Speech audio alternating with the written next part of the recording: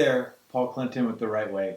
Wanted to talk about sales and marketing emails today and the openers. A lot of them aren't very good, and I wanted to talk a little bit about some of the stuff that doesn't work, and then talk a little bit about how we can rewrite these or rework these so they do actually work. I wanted to go over a few of the emails that I've received in the past few days with, some quotes from the actual openers of these emails, just to show you, how ineffective some of this stuff can be. So here's some actual quotes of some emails. Just circling back. Just checking in. Quick question. Just wondering if you've had a chance to give my invite some thought. It's brief. Now that last one, there's not much there, but I think we've all received emails like this, and most of the time we just delete them. So let's go over like the 4 reasons why these openers typically don't work. Number 1 is they're way too self-focused. They say, I wanted to circle back. Number 2, there's no value proposition up front. Like, how does this help me? Number 3, they're just generic and they're easily ignored because, let's be honest, it sounds robotic. And lastly, number 4, they sound like every other sales email. You just didn't do anything to stand out.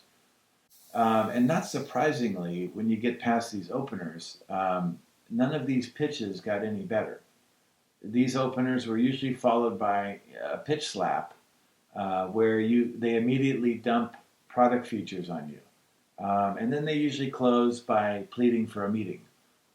So let's go over, again, this structure that doesn't work. It's, A, generic opener, B, product pitch, and C, meeting request. And look, I get it. Cold email campaigns are hard. And this may be why we're seeing so many LinkedIn posts that are now declaring cold email dead. But I'm here to tell you, don't believe that. The approach can be very much alive. There's just a better way to do it. So now let's look at the more effective 3-step structure that we've developed that better engages our audience.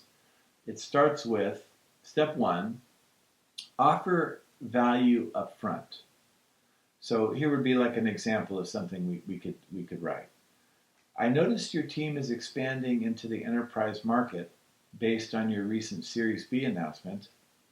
Companies making this transition typically struggle with 3 specific messaging challenges. I put together a breakdown of how similar B2B companies repositioned successfully. Happy to send that over if that would help.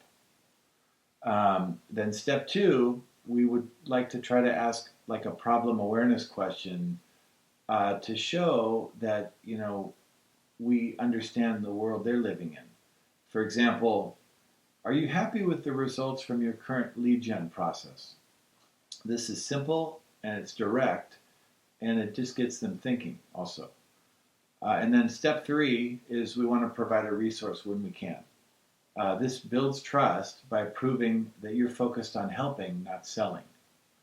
So give them something actionable, like a 2-page audit, a quick video breakdown, or specific recommendations that they can implement immediately. Okay, now let's look at the approach as an example of how we can improve a current email by using that approach. And here's an actual email I received. I'm going to read it to you, and then we'll look at how we can improve it. Hi, Paul. I know things can get busy, so just circling back one last time. We have an A-player virtual assistant who's highly trained and skilled, ready to work for you right away, so you won't need to spend any time on training. If it's a fit, you'll get ongoing support at 40% less cost than hiring locally. Would you be open to a quick chat, or should I close the loop for now? Cheers. Here's how I would rewrite this one for a remote staffing service. So going to step 1, offer value. Hi, Paul. I noticed you're building out your content team based on your recent job postings. Most marketing leaders hit a bottleneck around month 6. when they realize 80% of their time is managing freelancers instead of strategy. Step 2, problem awareness question. Are you finding yourself being managed by your business rather than the other way around? And then step 3 is providing a resource.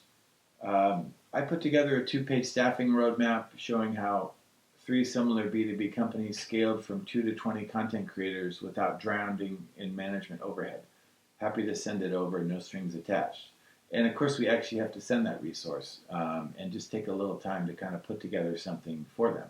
So anyway, I hope you saw the difference there. The first email was all about them and their service. Second email, we repositioned it to make it more about me and my challenges. That's the shift that takes cold email from annoying to actually valuable. If you would like a personalized cold email template that actually works, comment cold email, one word below, and I'd be happy to send it to you. And we'll see you next time.